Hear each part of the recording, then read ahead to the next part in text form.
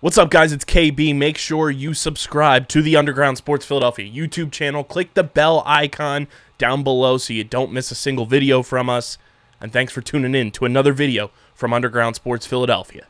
Now let's get into it. Philadelphia, baby, you're going to love it. Best sports fans in the world. Actually, the worst, but that's what makes them the best. All right, I think we are all set. What is going on, everybody? Welcome into episode number 542 of Underground Sports Philadelphia. It's KB and Matt coming at you from Underground Studios. We've got tons and tons to talk about between the Phils, the Union, the Sixers' never-ending offseason rumors, the Flyers get one back over the Chicago Blackhawks, and whatever else may come through in the Twitch comment sections, we will discuss because we are live on Twitch every single Wednesday, twitch.tv/undergroundsportsphi.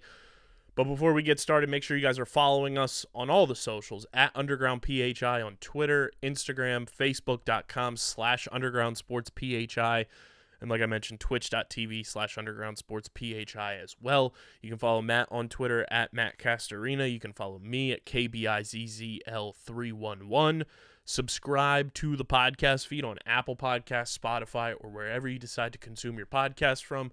Leave a 5-star review. It does go a long way for helping this show continue to grow, helps more people find Underground Sports Philadelphia, and allows us to do more cool stuff that we have a lot of plans in the very near future to do. So go subscribe, be a friend, tell a friend, leave those 5-star reviews because it does go a long way, as does subscribing to the Underground Sports Philadelphia YouTube channel, youtube.com/@undergroundsportsphiladelphia. That's where you get full video episodes of this show twice a week. You get every podcast on our network in full video form. You get shorts, clips, interviews, live streams, the whole 9 yards, all on our YouTube channel, youtube.com/@undergroundsportsphiladelphia. We are trying to get to 600 subscribers before the end of June, and obviously on that road to 1,000. But we are currently at 514, so we need 86 more of you to subscribe to the YouTube channel in the next 16 days. So let's make that happen. youtube.com/@undergroundsportsphiladelphia. And this podcast, as always, presented by the City of Vineland. And the City of Vineland Municipal Calendar features city-organized, city-sponsored, and city-affiliated events that are of public interest. The calendar, which is accessible at vinelandcity.org, is a good way for residents and visitors to build awareness, remain engaged with city government, and participate in local events. You can also follow the City of Vineland on social media via their Facebook, Instagram, LinkedIn, and YouTube pages. Through these tools, you can stay connected to the community and get important announcements about programs and services offered by the city. Vineland, New Jersey, where it's always growing season. And big thank you to Security 21 Security Systems and Paul J. Gillespie Incorporated for their continued support of this podcast. What's going on, Matt? I'm living the dream. The Philadelphia Phillies finally get some wins out on the West Coast and looked real good against the Diamondbacks. And I say wins, even though one of them was a loss, because the curse of David Bell is over, as JT Realmuto hit for the cycle in the most Phillies game ever. And it's brought to you by our amazing merch partners at PHI Apparel Company, who provide unique designs and high-quality clothing for the great fans of Philly and our podcast network. With their original designs for all, there's no doubt you'll stand out in the crowd. We're working on some Nicky C All-Star merch. I'll put that out there. Do your civic duty and vote for our guy Nick Castellanos to get to the All-Star game. Our listeners can use promo code UNDERGROUND for 10% off any apparel when you shop online at phiapparel.co. That's phiapparel.co, code UNDERGROUND for 10% off any and all merch orders.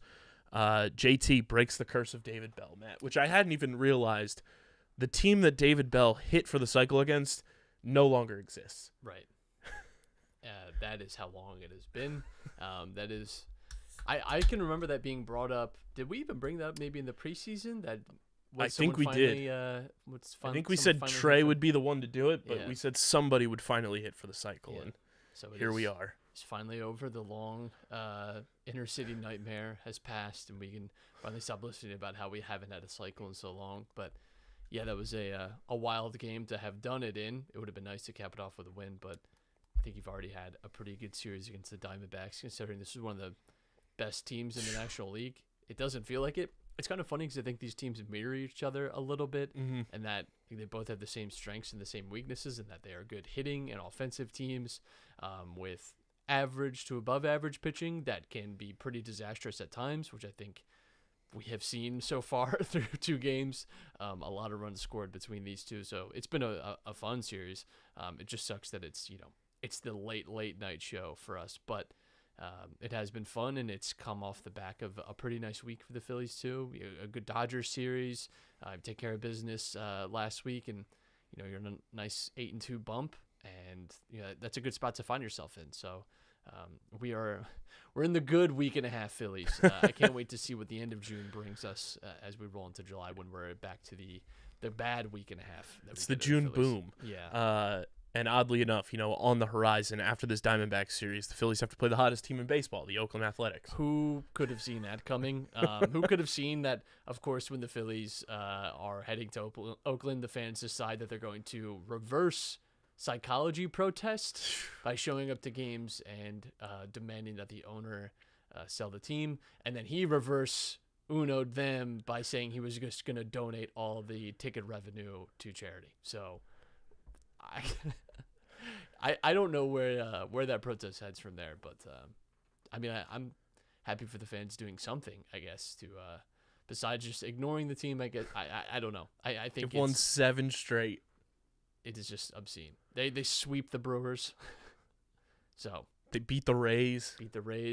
Best team in baseball. They've taken 2 out of 3 earlier this year from the Braves. Makes no sense. Baseball, baby. Well, they only beat good teams, so we should be. It's true. We're average. We still have a negative run differential. So, but like you mentioned, 15-3. Bats came out. We'll probably get no hit tonight because that's typically what goes on with the Phillies when they have those big outbursts of runs.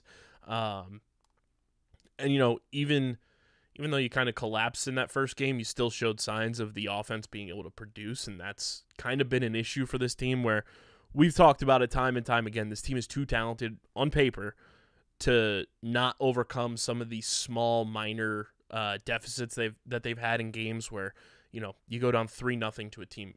You should fully expect this team to be able to dig themselves out of a 3-0 hole with the bats that they have, and 9 times out of 10 they just fall flat on their face. So to see them still kind of battle back even after leading 5-1, goes to 5-5. Torey Lovello goes out and argues because he had a full diaper during that game, like out of nowhere, gets tossed.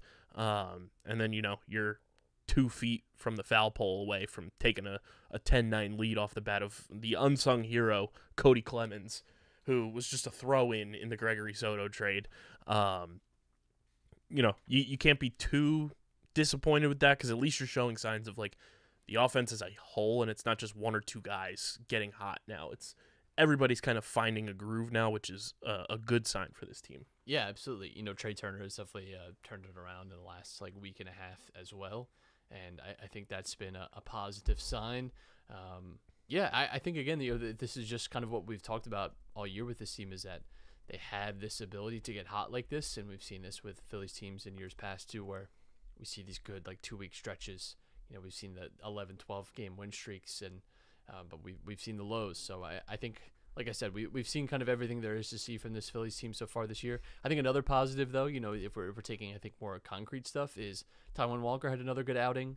I think he's, we saw him against Detroit, we saw him against LA now. LA a tougher opponent than the Tigers, and thought he got himself out of some tough spots. That's a positive thing to see. If you can get good consistency out of your 4th spot, that is going to be crucial to the Phillies playing. They're going to need to be playing at like a 650 win pace.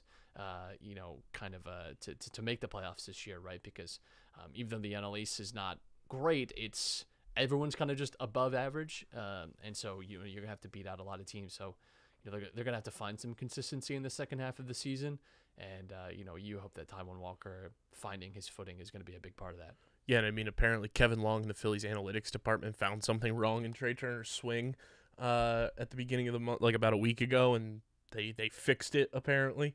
So that's also a positive sign.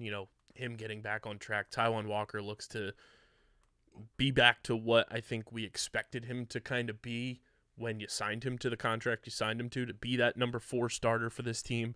But the Phillies do have to they have to find somebody for this number 5 spot sooner rather than later. I forget who it was. I saw a stat because somebody was asking, what's the Phillies record when they throw the number 5 / bullpen game? They're 2-8 in those games. Well, I don't – so Covey's back. I don't understand that. Marte, I think, has at least given you – And Marte got sent down today. He's given you something and, like, something to build toward. Covey, I'm not sure I see it. Andrew Painter is throwing again, which is that's nice. a great sign. Again, hopefully maybe like after All-Star break you're getting him back maybe, and maybe like he becomes an option in August. That could be a nice sort of runway to get you to the postseason potentially.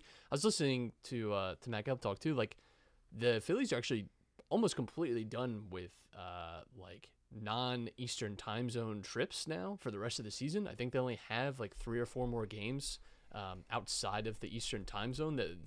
The kind of the harder part of their travel, and this makes a lot of sense because you think about where this team has been already, and they're on this West Coast trip now. But like they've traveled a lot so far this year, and they've gotten a lot of those West Coast trips out of the way. I think again, a lot of times you talk about strength of schedule, and who has the easiest and hardest remaining schedule. I think travel can be a really underrepresented part in that discussion too. Like it is hard when you're on the road for 6-7 days in a row, and you have to adjust to the time zone difference.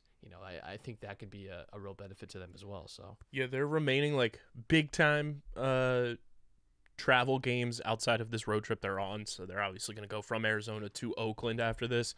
But looking at the schedule here, obviously they're going to go to Miami to play the Marlins and everything. But they go to Tampa in July for the July 4th series against the Rays. But then after that, the next big travel is in the middle of August for a 2-game set against the Blue Jays in Canada. JT Realmuto might be able to actually play in that one this year.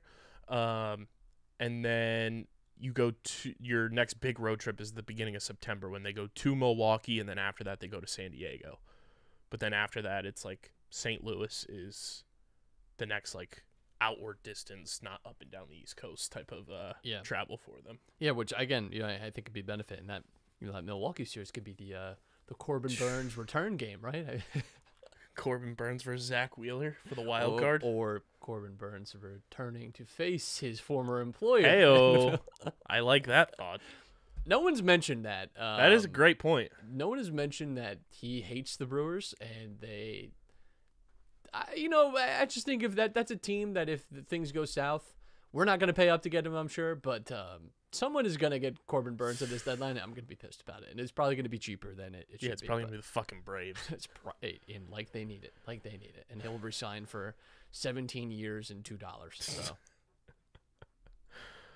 that is a good point. I mean, the Brewers are when you just get swept by the A's, you got to maybe reevaluate. 34-34. You got to reevaluate the season. It's with the NL though. I think it's hard to imagine them throwing it in, but yeah, something to consider. I mean, I'm full. We've dubbed White Sox Watch and looking after them. I think we got to go to the north side of things too. If I'm Dave Dombrowski, hello Chicago Cubs. We made a deal last year to go get David Robertson. What do you want for Marcus Stroman? And you owe us for the David Robertson. Yes, you owe us that. Yeah, Stroman. Because apparently Stroman's representation went to the Cubs and was like, hey, we want to sign an extension. And they were like, no, we're not ready to do that. He leads the National League in ERA.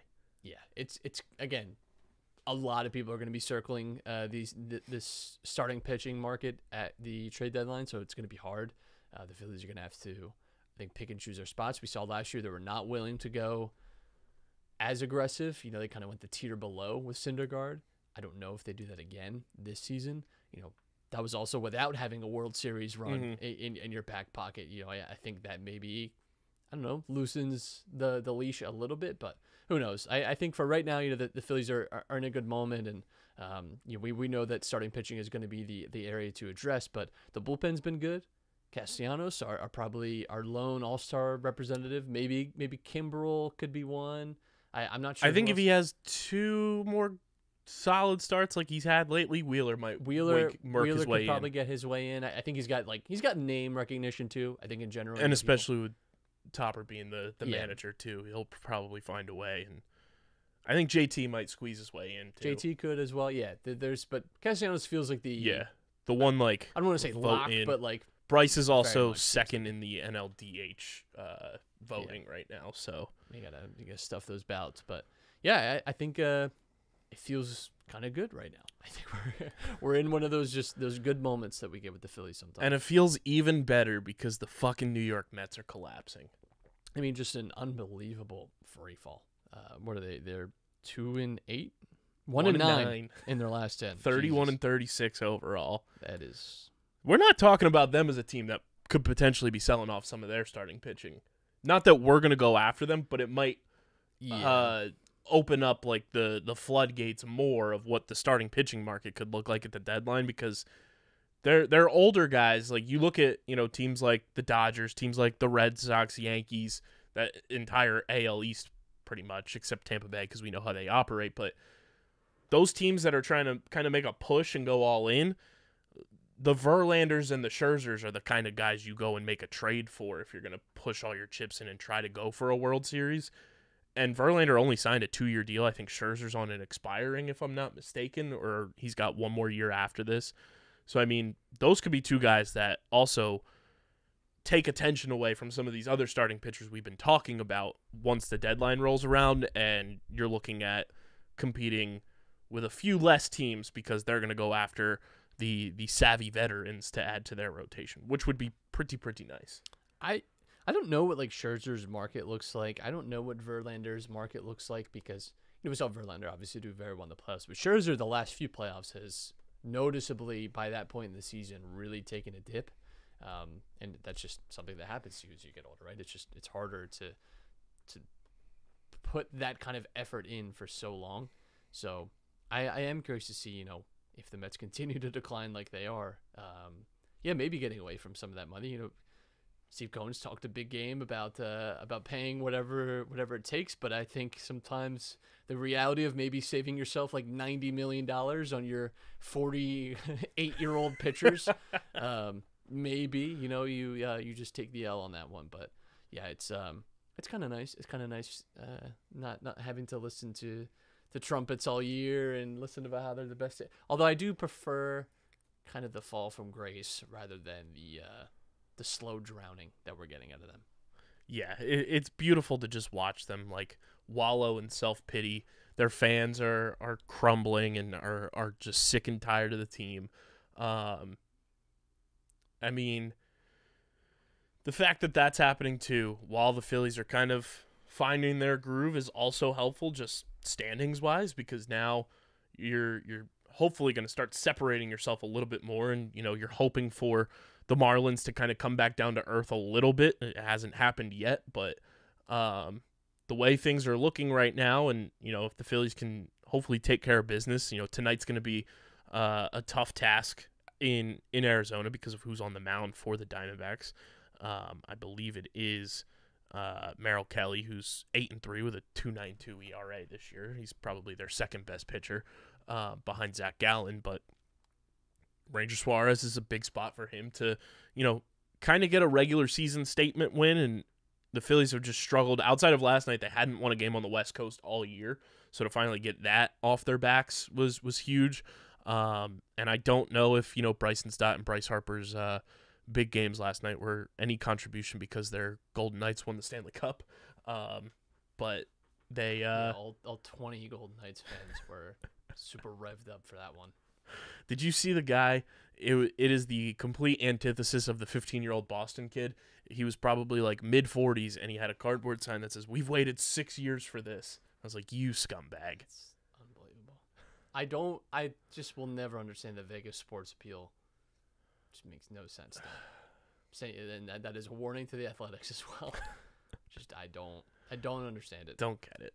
But I mean, the way the Phillies are playing right now too, like they just feel way more like relaxed and comfortable. And Matt, I don't know if it's because I don't know if you saw on 97.5 Nick Castellanos went on the radio. He needs to come on this podcast and talk about this. But apparently after they got that first win in D.C., they brought Dancing on My Own back in the clubhouse. Sometimes you got to play the hits. Play the hits. You got to play the hits sometimes. Nobody, listen, people like to hate on Taylor Swift, but I tell you this, when a Taylor Swift comes on, everyone seems to know the lyrics. That's, It's true. Sometimes you got to play the pop music that got you there. Nothing wrong with it. The one of the funniest posts I saw when that got like put out to the public was the typical meme of the guy just standing at the party while everybody's like all over each other, and it's like Trey Turner while the Phillies listen to Dancing on My Own in the clubhouse. Yeah, I think that was part of his appeal for coming here. So he did love the postseason. So Phillies looking to find their stride. Let's take a look at the MLB and, of course, the NL East run differential. It's brought to you by our friends over at Wasted Wedge. And a new age of golf has arrived, everybody. If you're looking to be the talk and envy of your group and create memories with your friends and family, look no further than the lineup of Wasted Wedge products and merchandise. Think your traditional shot ski, but throw that in the garbage because it's heavy. It's annoying to carry around, broken glass galore. Wasted Wedge fixes all of that. It's a golf club. It's collapsible, fits in the side pocket of a golf bag. They have extenders to make it as long as you want. You can make it as short as you want. And it's plastic cups, so you can use whatever beverage of choice you feel like using, and you're all set to go. It's easy to clean, easy to bring around, and you will be the talk of your event with Wasted Wedge. They're a blast to drink shots out of on and off the course. And you guys can check them out at wastedwedge.com or find them at Wasted Wedge. Follow them. Make sure you comment. Let them know you're coming from Underground Sports Philadelphia as well. Follow them at Wasted Wedge on Instagram and Facebook. Remember the name Wasted Wedge. Follow them on the socials. And go to wastedwedge.com to check out all of the products that they have to offer. The NL East run differential. Not much has changed. The Braves still at the top, sitting at 41-26. They've scored 349 runs so far this year. They're at a plus 71 run differential, kind of evening things out too. They've gotten a little bit better at home. They're 20-15 at home, 21-11 still on the road. The Miami Marlins, the stupidest team in baseball, they're 37-31, right in that wild card race, 7-3 in their last 10. They've scored the fewest amount of runs in the division, given up 303 runs for a negative 33 run differential. Their expected win-loss because of that is 30-38, so they are still wildly overachieving. I don't know what's going on. I don't know if the old statue that they put in down at their stadium has some sort of like chakra coming out of it, because they are 21-13 at home and 16-18 on the road. So the Marlins, they just enjoy playing at home. You got to catch them on the road. Phillies sitting in third place at 33-34, looking to get back to 500 tonight. 8-2 in their last 10. They've scored 299 runs, 321 runs surrendered for a negative 22 run differential, which is the second best run differential in the division. Followed by the lull New York Mets. They're 31-36, 1-9 in their last 10. They have a negative 24 run differential. And the stolen franchise Washington Nationals sitting at 26-39. They have a negative 50 run differential. And then looking around Major League Baseball, the entire NL Central now has a negative run differential because that division's just stupid. And everybody in the NL West has a positive run differential except for the Colorado Rockies, who have the worst run differential in the National League at negative 67. Diamondbacks in first place in the NL West here on June 14th. So everyone saw it coming. Everyone knew by Flag Day that they would be top of the division. We all saw that. Who would have saw that every team pretty much that was in the National League playoffs last year too is below 500? Baseball outside of the Dodgers. Baseball she's quite the devil. And people were worried that we had figured out baseball. Idiots. The Tampa Bay Rays with a plus 138 run differential leading the way in the AL East. Every team except the Red Sox has a positive run differential in the AL East. The Minnesota Twins are 35-33 but have a plus 44 run differential. And I saw a post today too. We give the A's a lot of grief because of how poorly they had played up until these last 7 games. They're no longer record-wise the worst team in baseball. We are not talking about how abysmal the Kansas City Royals are. Yeah, they've been just as bad as the Athletics. I think because they don't have like the ownership situation that Oakland does. I think they kind of, I don't want to say get a pass, but I think they're not as relevant. Nobody talks about the bad teams as it is, but if it's a bad team with a bad ownership situation and the fans are protesting or not showing up to games or now showing up to games, that's obviously going to, I think, get picked up by people. I think the Royals are. This is the natural state of the Royals for most of my life. Has been a pretty bad team. So, outside of a few years, every like 8 or 9, it feels like they're not quite Mets cicada level, but they're whatever like the lower tier of a cicada is, or the less ingestion period of a cicada. They are 18-49 and have a negative 104 run differential this year. It's tough. It's tough to win with that. Say that. Difficult. The Texas Rangers still have the best run differential in all of baseball at plus 142, but Jacob deGrom done for the year. Tough to see. Tough. Some things never change. But the Oakland A's now 19-50.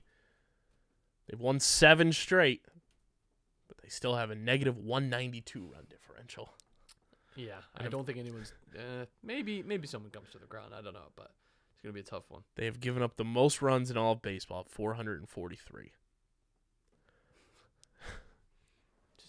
I pray for our series against them. We're absolutely losing 2 out of 3 to this team. And I think the other thing with the Royals too is like they at least have like a couple of like big names still on the team, like Salvador Perez still on the team, and then they have guys like Bobby Witt and Brady Singer who are giving Royals fans like hope. Like when you think of the Oakland A's, they don't really have anybody on that roster that like gives them a glimmer of like, oh, this guy's part of the future. Like, they have no future. They don't do that. They don't re-sign those guys. Those guys get traded or they walk. Like it's tough. Yeah, thanks, Matt Olson. But that is your run differential rundown brought to you by our friends over at Wasted Wedge. Matt, it seems like the Sixers offseason rumors just continue to haunt us in our dreams, as it was reported for about 30 seconds that Bradley Beal could potentially be traded, and then John Clark was like, nah, guys, he's not coming to the Sixers.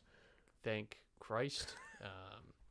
Listen, I don't know what people have in their mind about Bradley Beal. He's not the guy that you think he is. And if you think Tobias Harris's contract is bad, Bradley Beal that is at least so much worse. We are 1 year away from getting out of Tobias Harris's contract. Why would you sign up for 4 years of an even worse contract? With it is no. I will not watch a single moment of the Sixers if we trade for Bradley Beal. But I am curious to see kind of what we do between now and draft night, which is next Thursday. Sixers obviously don't have much in the way of picks. I wonder if we buy our way into the second round, if there's guys we like, that's kind of hanging around that we can get on the cheap, because this team is definitely going to be looking to do things on the fringes, I think, this summer. And, again, we've seen Daryl Morey make some trades on draft night. Tobias Harris is not completely safe as a Sixer. I think it's, if they can find a trade, if they can explore something, we'll see. And I think what we do draft night too might even maybe give us clarity on what happens with Harden. Who knows? Like, it feels like, we're only a few weeks away from July as well, where we get some finality to what this roster is going to look like in the upcoming season. But yeah, it's going to be interesting to see what happens now between then. I just cannot imagine Bradley Beal on this team. And I think Windhorst even said that he's going to be a lot cheaper than people expect. Yeah. And it's because it's a bad contract, and he's really just not the player that people seem to think that he is. Also has like injury issues. Like, no, it's an and it's the same like soft tissue type of stuff that you deal with Harden. He is a worse player than Harden on a way worse contract. He might have the worst contract in the league, and it's just, we already have Tobias Harris, who's in the top 10 worst contract. Like you're not trading out. Bradley Beal is one of the only contracts I think is worse than Tobias Harris. Is that and it's just I don't understand people pining for Bradley Beal. Don't need it, don't want it. Sham said that the two teams that are linked to Bradley Beal right now are the Heat and the Bucks, which Bradley Beal just feels like a Miami Heat player. Absolutely. Tyler Hero, you are a Washington Wizard. Tyler Hero and Kyle Kuzma on the same team. Well, Kuzma's a free agent. We'll see where he ends up. Hey, I would love Kuzma here, but I don't know how we would have to be some kind of sign and trade situation. But he was campaigning for Embiid all year long. And he did call him Din Shitty, so he is welcome here anytime. Anytime. I would like Kyle Kuzma on this team. I would too. I think Kyle Kuzma's a good player. They could be a fine. I feel like he was like miscast in the light of fans and everything while he was in LA. Absolutely. He's he's I think a guy that can be a little much on social media, but I think in terms of like basketball play, he's a good player to have on the team. That's it. And I mean, if Kyle Kuzma wants to just, come talk shit and shoot the shit with the boys on the pod here and let us know what he's up to, come through. Sixers also have a new member of their coaching staff. Nick Nurse added Rico Hines this week. Matt, your initial thoughts on? I will quote Trill Bro Dude when I say I can't wait to see how Meek Mill incorporates him into a song. He's got some good name play there. He was a player development coach in Toronto, and so he worked his way up the ladder. I like the sounds of that. This team has. It's so strange because the Sixers are sort of in two phases where they have obviously like someone like Embiid, and that is a win now type of player. He's one of the top players. He just came off an MVP year, but you also have someone like Maxey, right? And potentially someone that you get in the second round of this draft. You got B-Ball Paul, of course, that you could develop. You have guys that are sort of on the fringes here, even someone like Jaden Springer that could be something for you. And just if you can even find a guy just for the regular season rotation, that would be helpful. So I think the assistants could fill a role there. That hasn't been like something that we've done all that well over the years. It's sort of been hit or miss. I would say we're kind of league average in terms of player development. I don't know that we really developed Maxey so much as that kind of just got a little lucky he fell to us. And I think in a regular season that hadn't been shortened by COVID, Maxey probably is not falling that late in the draft. But I think it's a fine signing. And then they also hired Bobby Jackson as well to join the coaching staff after Sam Cassell going to Boston. Dan Burke is going to Detroit. Nothing out there about Dave Yorger returning or leaving, but Rico Hines and Bobby Jackson, members of Nick Nurse's coaching staff. Bobby Jackson had a 12-year NBA career and won the 2003 Sixth Man of the Year award on the Sacramento Kings that included the likes of Mike Bibby, Chris Webber, and Peja Stojakovic. And he joined the Kings coaching staff in 2011 and had a stint with the Minnesota Timberwolves as well. And then,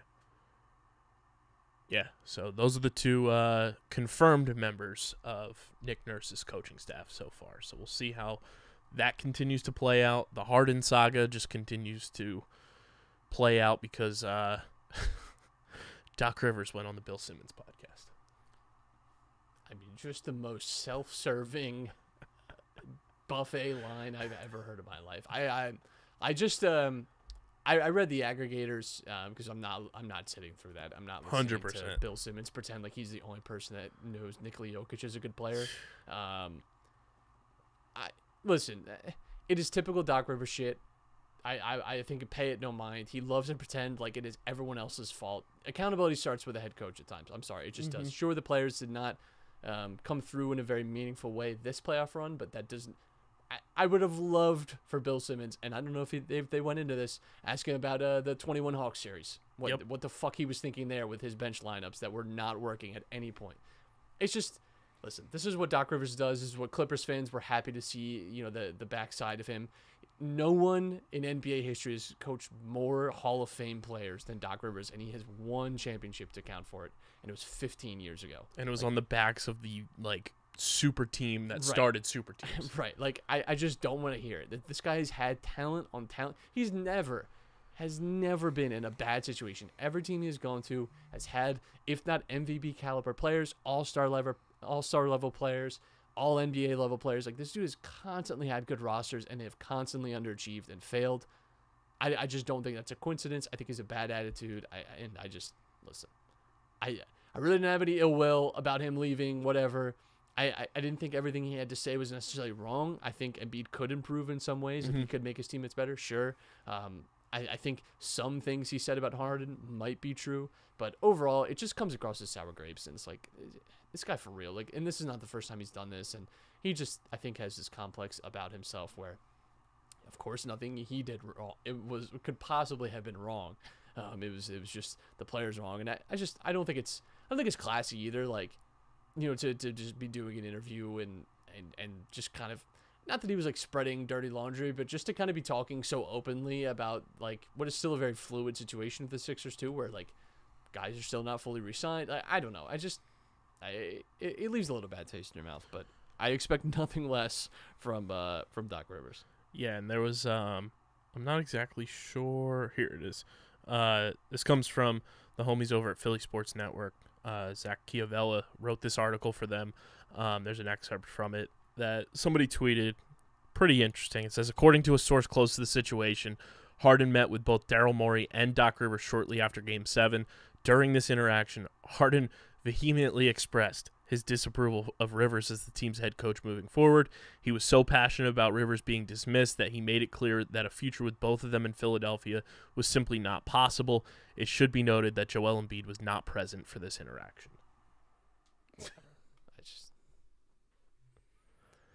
I'm glad we're past the Doc Rivers era. That's all I'll say.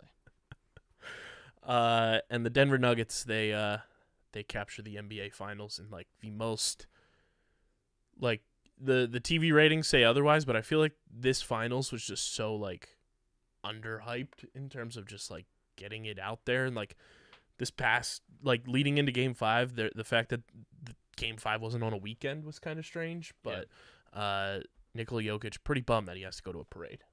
Yeah, I think he just wants to get quickly back to Serbia to his horses.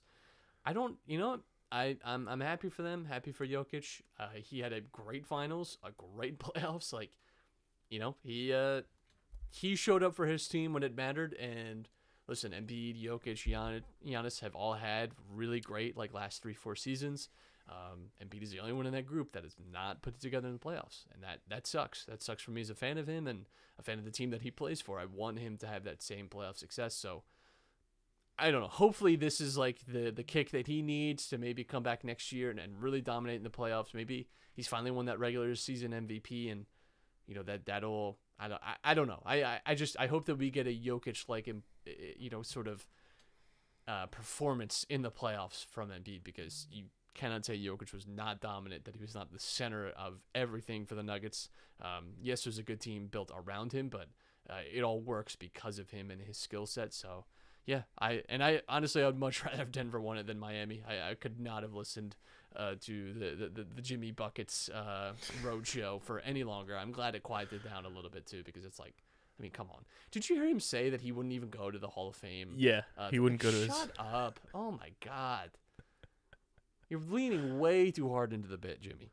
Way too hard in the bit. We get it. He must have just had the $100 cup of coffee before that interview. He just has that dog in him. Instead of going to the Hall of Fame induction ceremony, I'm just going to grind. Grind my beans. I'm going to have a dinner with Jay-Z instead. Oh, man. That's a good... Is Jimmy Butler taking the dinner with Jay-Z, or...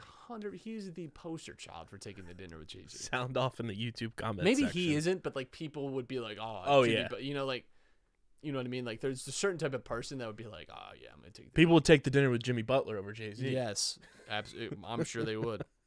I'm sure they would. A couple of Philadelphia connections, though, with the Nuggets winning. Colin Gillespie, obviously from Villanova, gets a ring, and the process worked, Matt. Ish Smith, finally an NBA champion. Yeah. Congrats. I mean, imagine saying Ish Smith was going to be the one to follow Andre Iguodala. God bless him. Good for him. Good for him. This was very funny to me. I meant to bring this up when we were talking about the Phillies. They were talking to Garrett Stubbs. I'm not sure. So this is from Todd Zalecki. They were talking to Garrett Stubbs. It was about the Dancing on My Own stuff. Garrett Stubbs said, "Hey man, when the vibes are high, good things can happen. So why did they decide to play the song on June 3rd, which just so happened to kickstart the winning streak? Because we were sucking," said Stubbs, who is the team's DJ and whose post-game playlist is on Spotify. "We started saying it was a second-place song, but then we started sucking. We were like, second place is a whole lot better than what the heck we've been doing. We might as well bring it back." And then I just got to call it out because it's very funny. Sam Alberti, who does a great job, doing digital for, government digital and stuff like that. He quote tweeted the tweet from Absolute Hammer and said, "The Eagles beating the Patriots in the Super Bowl annoys me less than the fact that the Phillies casually ripped off the Dancing on My Own bit from the 2021 Red Sox." What? To which I had to quote tweet it with the Always Sunny crying. Because what are we talking about? I'm sorry. Did the 2021 Red Sox go to the World Series? Nope. Am I? All right. Who cares? Like, what? Is that really? I don't know. Do you really need to like wiki edit and cite your example there? Did you really need to do that? Are you proud? Because you know who brought that song here and then it turned into a winning song? Kyle Schwarber. Right. You're welcome.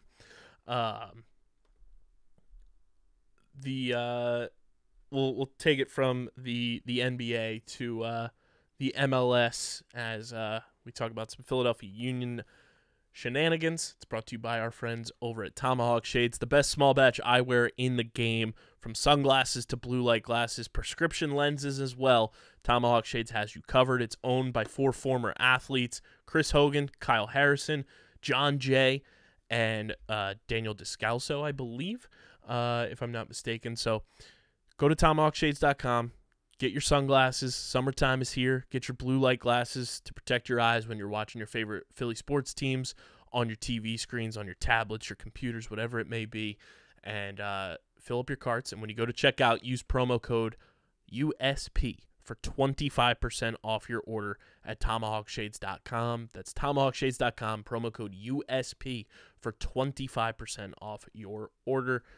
Matt, unfortunately, the Union dropped their game out west to San Jose 2-1 just by the tip of the fingers of San Jose's goalkeeper in the 90th minute to prevent an equalizer on Saturday, and Union fall for the first time in forever.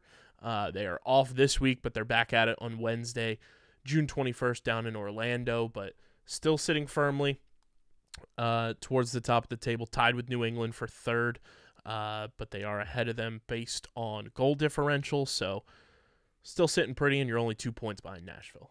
Yeah, this was their first loss in general since early May against LAFC, and their first loss in the league play since April 8th. So, they had gone on a nice little run here over the last 2 months of picking up wins, especially in the league, and you've seen that reflected, like you said, in the table.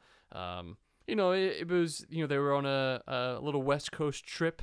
Our Philadelphia teams love to love to disappoint us when they change time zones at times. So at least they're keeping that consistent. But yeah, it's almost McGlynn with that would have been an absolute banger to at least save a point, but can't win 5 games in a row. But I remember us talking about what a nice stretch this would look like if we could get 4 wins, a draw, and a loss, or 3 wins, 2 draws, and so far it's shaped up pretty well.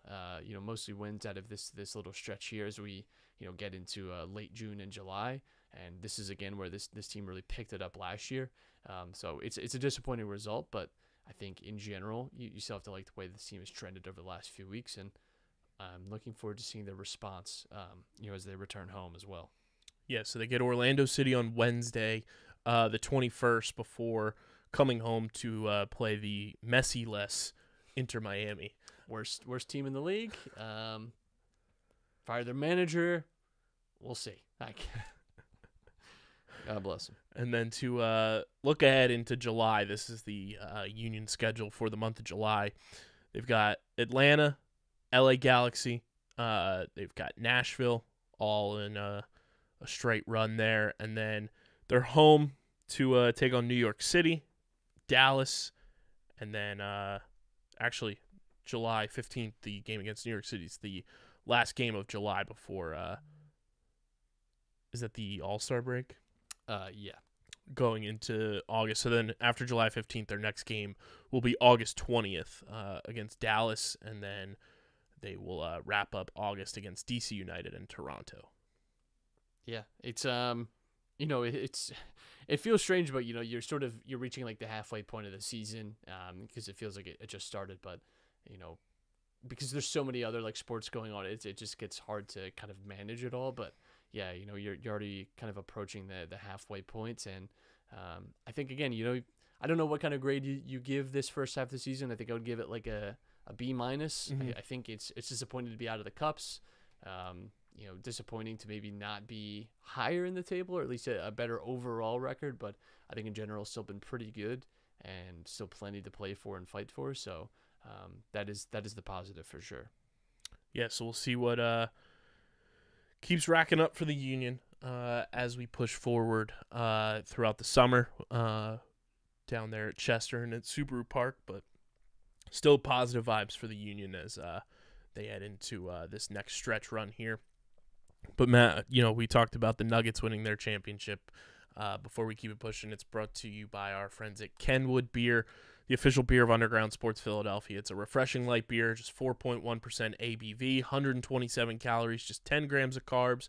Go to kenwoodbeer.com, use the Kenny tracker to see who has Kenwood on tap in the Philadelphia area. Buy Kenwood at your local Philadelphia area liquor store, or in Eastern Pennsylvania, your local Whole Foods. Light body, light calories, plenty of flavor, the best light beer on the planet. You must be 21 or older to do so, and of course, please drink responsibly. Florida wants to be Philadelphia so bad. Everyone I can't believe we lost 2 championships in 24. Try losing 2 championships in a day. Yeah, I don't want to hear about it. I don't feel bad for you. Not even a little bit, so. I was just like, be for real. Like, get a grip. You were lucky to even be there. You had 2 8 seeds. You also love to pretend like you care about sports. Right. So, one of the most fair weather sports cities in all of North American sports is Miami. And Matthew, Miami is the fans that people think LA fans are. Yes. In that they will just leave. Obviously one of the most iconic moments in NBA history. Like a fifth of the stadium had already left for the Ray Allen shot. They're not good people. It's just, listen, when you're a town like Miami, you don't have to care about sports. You have so much cooler things to do. Beautiful weather all year round. It's fine. Staying up until 5 a.m. at 11, clubbing. You'll be fine. But there is one player that plays for one of those teams that I think cares way more about their team, their sport, than any of the fans do. You see Matthew Tkachuk played with a broken sternum in Game 4 of the Stanley Cup Finals. That is just hockey guy stuff right there. That's the most ridiculous injury, including hockey, that I can remember in recent history of guys playing injured through a championship and everything. He didn't play in Game 5 because of an undisclosed injury, and then it comes out that he had a broken sternum. That is such hockey guy stuff. And it's always like upper body injury out. Always. It's like, why can we not get a more precise diagnosis here to give to the people? It's like, I think they're in their CBA. They don't have to disclose. Like in football, they have to say a foot injury, whatever. But I think with hockey CBA, they only have to disclose just like generally what part of the body. That's why you hear lower body or upper body injury, and that's it. It's crazy. Oh man. Last bit of just very funny stuff. Did you see the Miles Sanders quote that came out this week? He was talking about just his lack of touches in the Super Bowl. I did not, but enjoy Carolina. I'll pull this quote up for you because it is very funny. Being that the Eagles were trying to give him the ball, he failed to convert a very convertible third down, and here we go. Miles Sanders played 26 offensive snaps in the Super Bowl, had 16 rushing yards on 7 attempts after scoring 2 touchdowns in the NFC Championship game. He said he felt like he could have done more in the 38-35 loss against the Kansas City Chiefs, where Kenneth Gainwell took 7 carries for the Eagles, had 4 receptions and 20 yards. Jalen Hurts had 15 carries, and he basically said, last game of the season, for all the marbles, everybody can answer that question. If they put themselves in my shoes, would they be happy? I don't want to make headlines, but if it does, I don't care. And he said here, too, that it wasn't the reason that he left Philly. He said, I can get into that another day, maybe. Maybe you should ask them why I'm moving here. Maybe because they weren't going to pay you what the Carolina Panthers paid you. Yeah, which is fine. Plain and simple. This is not a team I'd ever expect to be handing out big second contracts to running backs. Not the type of team to be doing that. And it's like, but you had so many opportunities in the Super Bowl early in that game to establish yourself, and you missed the mark. So, love you. Thanks for all your commitment here over your years in Philadelphia. Enjoy Carolina. But, you know, the Eagles will be fine. They easily upgraded their running back room this offseason with everything that they did, and not mad about it. Also, did you see the leaked Kelly Green jerseys that everyone is disgusted about online because they're the 90s Kelly Green? Does this not happen every offseason where someone mocks up a Kelly Green thing and everyone takes it as the real thing, and then come regular season there is no Kelly Green jersey? Well, this year they are bringing the Kelly Greens back. Okay, I'm sure, but this is probably someone's just like a random Photoshop of it. And listen, these people act like they are not going to buy it anyway. Right. They were pictures from like a store. I think that's nice. It looks perfectly fine. I think it looks good. Everyone online was like, I can't believe they're doing it like this. It's the 90s Kelly Green. Blah. It's like, who gives a fuck? You'll be all right, I promise. You can buy the exact one you want off of any like Chinese website you want. Exactly. You can buy 20 of them. Exactly. So, I mean, I personally think that looks better than anything anybody's mocked up, and you guys know how I feel about the Kelly Greens. I feel like they're widely overhyped simply because it's just nostalgia of losing.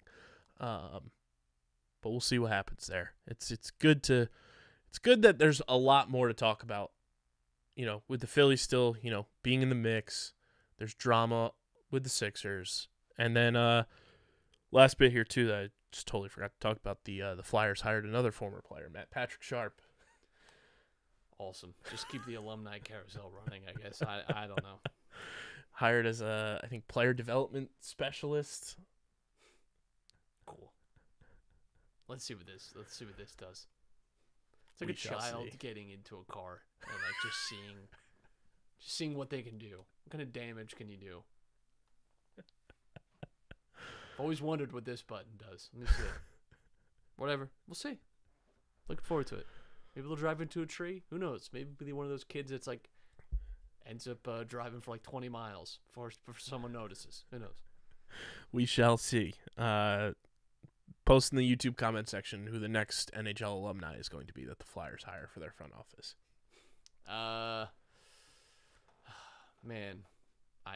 Keith Primeau. Yeah, Keith Primeau's one of my favorite Flyers ever, actually. Simone Gagne. What's he doing? Oh, yeah, we also forgot to mention Stanley Cup champion Nolan Patrick. Hilarious. Absolutely hilarious. Chris Pronger will probably get hired. Yep. Could see that for sure. So, what else? Who else we got?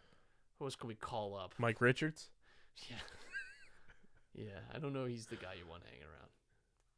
He'd be a boost of energy. Yeah, absolutely. Jeff Carter? Again, no shot. No shot. We really need Donald Brashear. That's who we need. We need just someone to...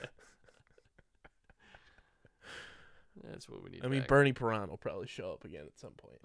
As he does. So, sound off in the YouTube comment section. The next NHL alumni that will be in the Flyers front office going into next season. But that's all we got for you guys. Make sure you are subscribed to the podcast feed on Apple and Spotify.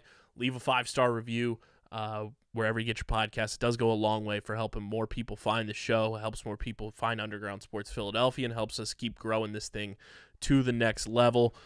Be sure to follow us on the socials at Underground PHI, Twitter, Instagram, Facebook.com/UndergroundSportsPHI, Twitch.tv/UndergroundSportsPHI. Follow Matt on Twitter at Matt Castorina. Follow me at KBIZZL311.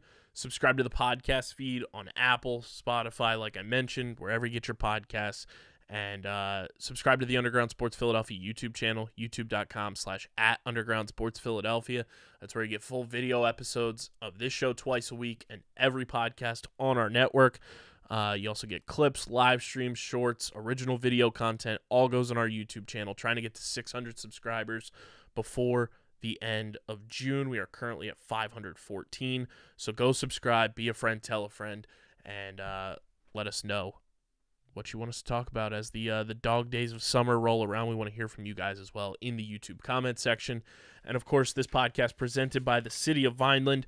And whether you are a company looking to expand, relocate, or are a new business startup, selecting the right location is critical to your success. Vineland, New Jersey offers both an affordable business location and an excellent quality of life. The city's economic development department is a one-stop source for moving your project through the development and approval process.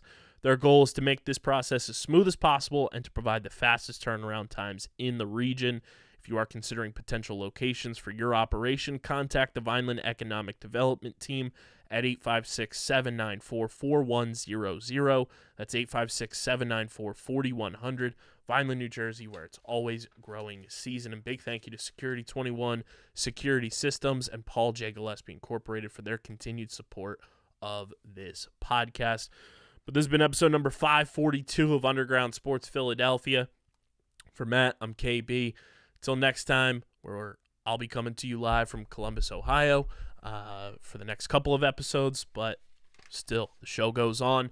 But until then, we're getting the heck up out of here, and we are signing off. Peace.